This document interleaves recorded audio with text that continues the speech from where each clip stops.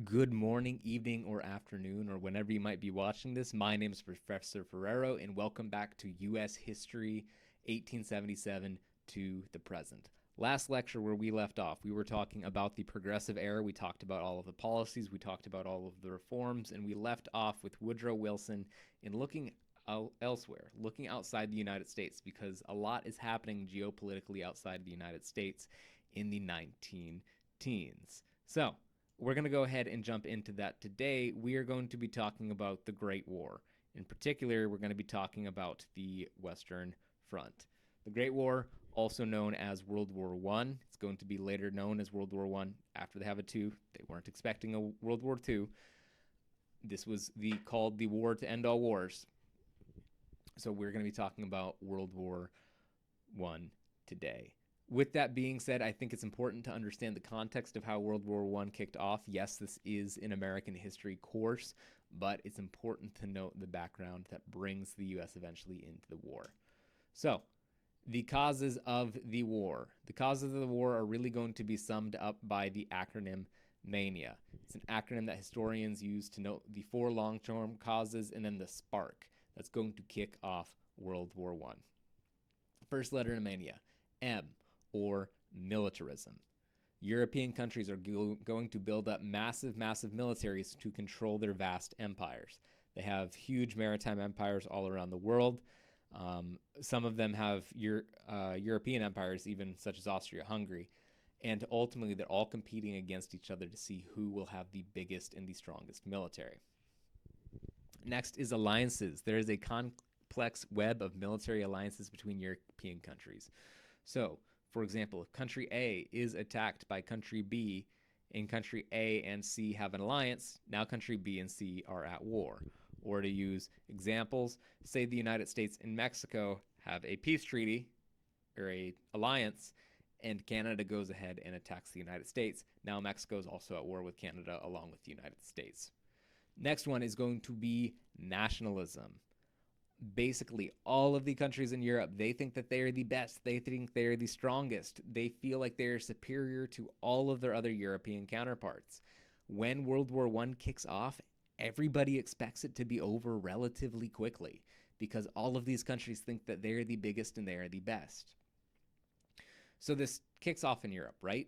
So why has this ultimately become a world war? It's because of the next letter, imperialism. The European countries have massive maritime empires, empires that span all over the globe. South America, Asia, Australia, Africa, all of these disparate parts of the world are going to be dragged in because they are either indirectly ruled or directly ruled by these European powers. And then the final thing, so those are the long-term causes. Those are the logs. Those are the firewood, the gasoline. But in order to get a flame, you need something to ignite it. And that is going to be the assassination of this gentleman right here, Archduke Franz Ferdinand. His death is going to be the spark that is going to light the powder keg that is World War I, which is going to be the deadliest war in human history up until that point. So, right here you can see the colonial possessions of the European powers. If you take just Great Britain alone, if you look, it's purple. Along with Great Britain is going to come in Australia and Canada, India, Egypt, Uganda, Nigeria, South Africa. That is just Great Britain alone. If you go ahead and you look at France, France is going to bring in all of West Africa. They're going to bring into Siam, French Indochina, which is modern-day Vietnam, Laos, and Cambodia. All of these places have massive empires. Germany is bringing in chunks of Africa. They're bringing in South America. This is why it really becomes a global war. So, let's go into a little bit more detail on that assassination. On June 28th, 1914, World War I's officially going to kick off with the assassination of Archduke Franz Ferdinand of Austria-Hungary. He is the heir apparent to the Austro-Hungarian Empire, and as you can see on the map in the PowerPoint slide, Austria-Hungary is gobbling up a lot of countries in Eastern Europe. One in particular that they're gobbling up is Serbia. Serbia's not having it. They're angry. They're ticked off that they are being taken over by a foreign power. Because of that, Serbian rebels have it out for Archduke Franz Ferdinand. On June 28th, they are going to manage to assassinate him. After several failed attempts that same day, Archduke Franz Ferdinand and his wife are driving down the streets. The chauffeur takes a wrong turn. He goes ahead and he needs to back up, at which point one of the assassins has enough time to run up to the car and shoot Franz Ferdinand. At this point now, it is going to be all-out war between Austria-Hungary and Serbia. Ultimately, Austria-Hungary is a very, very small empire, and Serbia is a very, very small country. Realistically, this shouldn't have been anything more than a local war in the Balkans. The Balkans have always been politically unstable in Europe. Really shouldn't have been much of a thing. However, the two sides are going to have allies, and ultimately it's going to expand outward to where you have a much larger war on hand, where it's going to be the ally powers versus the central powers. This political cartoon does a pretty good job of describing what goes on with alliances. So if you go ahead, you look above me, all the way over to the side, you have Serbia. Serbia is about to get whacked by Austria. Guess who is in alliance with Serbia? If you go ahead and you look at the next person in the line, it's Russia. Russia's about to whack Austria. So now because Serbia and Russia have an alliance, they're all now against Austria. Well, Austria also has an alliance. Germany promises to side with Austria in any conflicts. So now it's not just a war between Austria and Serbia, it's now between Austria and Russia Austria and Germany versus Russia and Serbia. And the French and the British are also going to get dragged in shortly thereafter. So you can see how this very quickly is going to domino out. So how does the U.S. respond? How do we go ahead and get involved in this war? Well, at first we don't. We really don't have a lot of interest trying to get involved in this war. Many Americans are pretty divided. As we talked about during the Progressive Era, there's a lot of immigrants moving in from Europe, and those European immigrants tend to side with their countries of origin or their ancestral homelands. So, for example, German Americans are going to want the U.S. to side with Germany. Serbian Americans are going to want the U.S. to side with Serbia. Anglo-Americans are going to want the U.S. to side with Great Britain, so on and so forth. Ultimately, the president at the time, Woodrow Wilson, is going to declare American neutrality. He says, we're not getting involved in this. We're not a part of Europe. This is not our issue. However, it does become our issue, especially on the high seas. Germany is going to practice something called unrestricted submarine warfare. That is where they are going out and somewhat indiscriminately they are sinking ships. That is going to mean that several American ships are likely to get hit as well. And that's going to raise the temperature. It's going to get the U.S. a little bit closer to war. They don't join right away. Ultimately, Germany is careful, and they're going to make sure not to hit too many American boats, especially after the sinking of the Lusitania, which I'll talk about in a couple of slides. During the early stages of the war, the U.S. is going to be selling to both sides, both the Ally and Central Powers. However, they very much do tend to prefer the Ally powers. The Ally powers tend to get a lot more guns, a lot more munitions than the Central Powers. But U.S. shipping is going to face the consequences of a larger war like this. And ultimately, in 1915, Woodrow Wilson does see the writing on the wall, and he starts to prepare for war. He's ready for it to break out. He's going to run again in 1916 on the slogan that he kept us out of the war this far. It doesn't last much longer because we get into the war the very next year. So, here are our two teams. Let me go ahead and drag my face out of the way. On the left is going to be the Ally powers. That is going to be Great Britain, France, Russia, who's going to leave the war early, and the U.S., who is going to join the war late. There are other countries involved, such as Canada, Italy, Japan, and Romania. However, your big four players are Great Britain, Russia, and the U.S. On the other side is the Central Powers. It is going to be Germany, Austria-Hungary, and the Ottoman Empire. One thing that I always find really important to note in World War I is the Central Powers aren't the Nazis. They're not the Browncoats, and they're not imperialist Japan. I don't think it's very fair to say that the Central Powers are so much worse than the Allied powers when almost every country on this list, in one way or another, is a imperialist power. We aren't dealing with the Nazis yet, and it's important to remember that, because especially in World War I, there's not a super clear-cut bad guy like we're able to make out in World War II. Ultimately, Austria-Hungary, it's a small Eastern European country, empire, and the Ottomans in particular, you might know them from world history, are a very, very old Muslim Turkish empire. They're ultimately going to collapse after the end of World War I. World War I is really going to be the nail in the coffin. The Ottoman Empire is really kind of the grandpa of this fight. So, the horrors of war. Much of the war is going to be fought in Western France. Ultimately, Germany is going to invade both sides, and they are going to dig trenches into the ground. This is going to be known as trench warfare. They're literally going to be in ditches.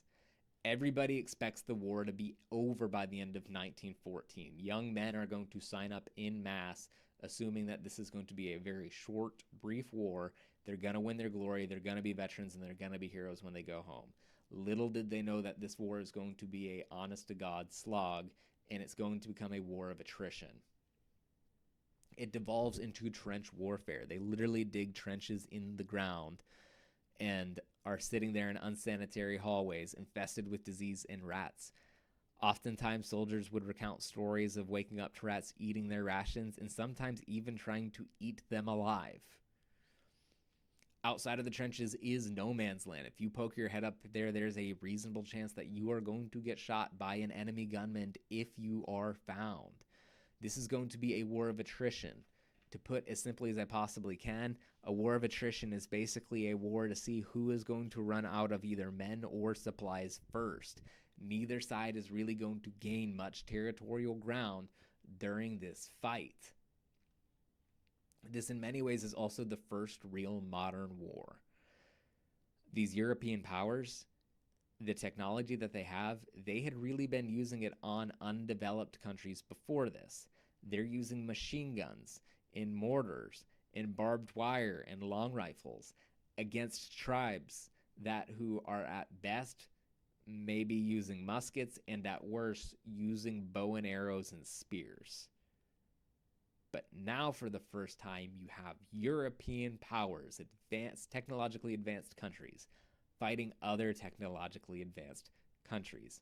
You have a lot of new technologies implemented in the first modern war here, such as machine guns, long rifles that are able to shoot way further than anything else, barbed wire, which isn't going to kill you, but it's going to get you caught long enough to either get shot or get killed by gas. Tanks, submarines, airplanes, and chemical weapons such as chlorine and mustard gas.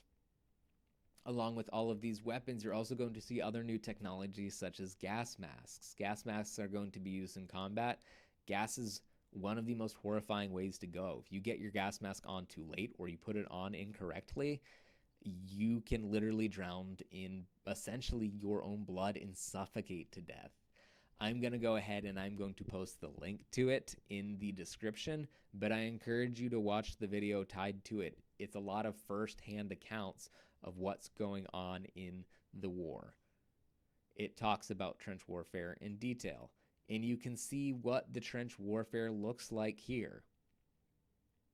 You have all of these men sitting here in what's essentially a glorified ditch. Honestly, it looks worse than a ditch. You can see that they're sitting there in little hovels in the wall. That's a lot better than going out here to no man's land. No man's land is going to be the land between the two opposing trenches. Normally, you wouldn't go out there because if you do, you're more than likely going to get mowed down by a machine gun or shot by a long rifle.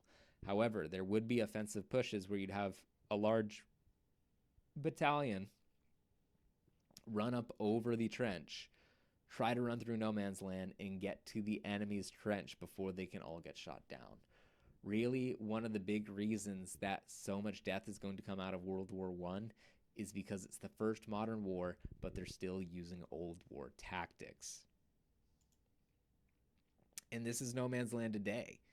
You can see that the land is still very much scarred and marred by the fact that there was a war here. You can look at here and see something has happened.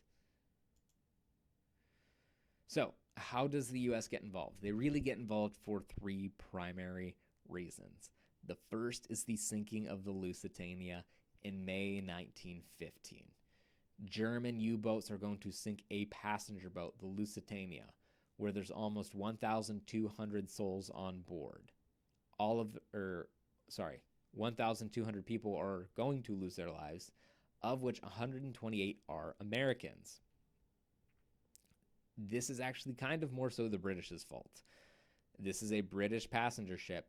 However, guess what Britain has in the hull of the ship? They have weapons going to Great Britain. Now, at that point, you can't really blame Germany for wanting to sink the boat because there are weapons on the boat going to Great Britain that are going to kill Germans. The US is ticked off regardless.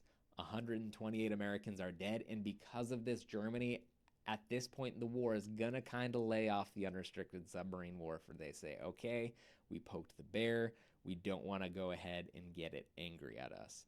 We can deal with all of Europe, but if America comes in, we don't know if we can handle all of that. The next major slight against the Americans is going to be the Zimmermann telegram. So 1917, Great Britain, again, is going to intercept a message between Germany and Mexico. Germany is going to send a telegram to Mexico basically telling them, hey, invade the US, keep them distracted so we can win the war here in Europe. After we win the war here in Europe, we're going to go ahead and help you fight the United States. We're going to help you win your land back that you lost back in the Mexican cession after the Mexican-American War in the mid-1800s. This never comes to fruition, though, because, again, Great Britain's intelligence intercepts this message, passes it along to the United States, at which point Mexico's like, yeah, we're not about to do that. We're not about to get involved in this. And the final thing to bring the United States into the war is in 1917, Germany is getting desperate. They're getting worried about the war, and they're going to resume unrestricted submarine warfare. So in 1917, the U.S. is going to decide to join World War I. And you can see here, this is where most of the war is taking place. It's really over a very small chunk of territory. And there's very little movement that happens on the front lines. We're not going to go into all the details and all the battles and things like that, but we'll talk about the U.S.'s involvement and the closeout of the war. During the war, Woodrow Wilson is actually going to try and encourage French forces to treat African Americans more poorly.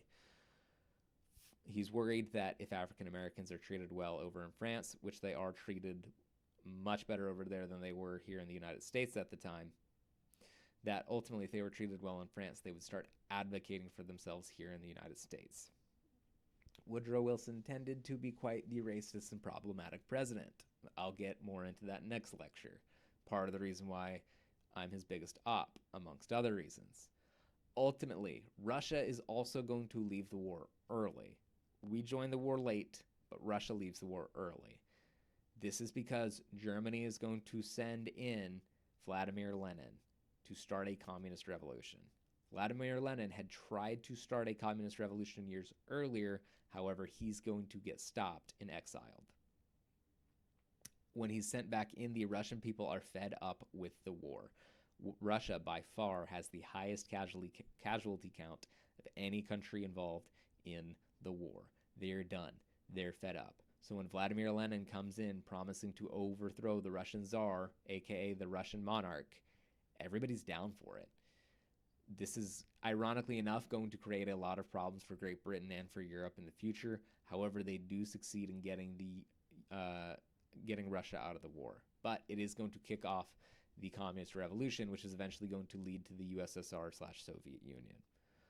World War I is going to end up being the deadliest war in human history up to that point. We've only had one war to top it since then, the bloody sequel, World War II. And all of this is going to end with the Treaty of Versailles of 1919, the closeout of the war. Germany is going to get blamed for everything because after World War I, Austria-Hungary and the Ottoman Empire basically collapse. The Ottoman Empire is going to collapse and give way to modern-day Turkey, where the Austro-Hungarian Empire is going to break apart, and we get the modern-day states of Austria and Hungary. So really, the only one left to blame is going to be Germany, and they are going to receive the brunt of the punishment. Not the brunt, they're going to receive all of the punishment.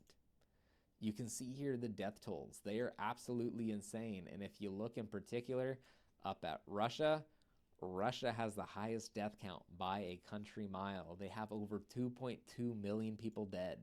For reference, I live in Houston in 2025. That is the entire population of Houston dead in one war for one country. This is pretty clearly why Vladimir Lenin was able to gain support for the Communist Revolution. And it's important to look at the map of Europe in 1914 versus 1919. If you look, Austria-Hungary, the Ottomans, they are all gone. They're not in the next slide. Furthermore, Germany is going to have to give territory up to the creation of Poland. They give territory to France, and they are also forced to keep a demilitarized zone on the border of France. So, all of this is going to end with the Treaty of Versailles and Woodrow Wilson's 14 points. In the Treaty of Versailles, Germany is blamed for everything because, again, they're the only central power left standing. They're forced to pay war reparations, which are astronomically high. There's no way they could ever really pay it back. On top of that, they are humiliated internationally. They're forced to give over all of their overseas colonies to Great Britain and to France. Their military is neutered and all but wiped out. Basically, they're limited to having a national guard to deal with domestic issues. All of these issues, the economic issues, the foreign issues, the military issues that get hoisted upon Germany, all of the blame that they receive is going to set Germany up to look for a strong leader in the 1930s. And that's how we get to the rise of Adolf Hitler. We do not get World War II if World War I ends better. At least not World War II the way we got it. Wilson is going to step in and offer his 14 points. These are going to be guidelines for helping to rebuild Europe. Wilson's going to push forward this idea of free trade and freedom of the seas, along with self-determination of all nations. That very American idea that we continue to see in our foreign affairs even today, that we need to go around the world and spread democracy and rights, that really gets to start here with Woodrow Wilson.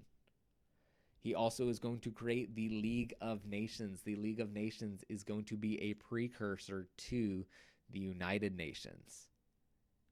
Essentially, it's a wimpier, crappier version of the UN, which is kind of impressive because the UN itself is not very useful or helpful in terms of avoiding international conflict. That's not to say that it's totally unhelpful, but you can never get everybody to agree in the UN.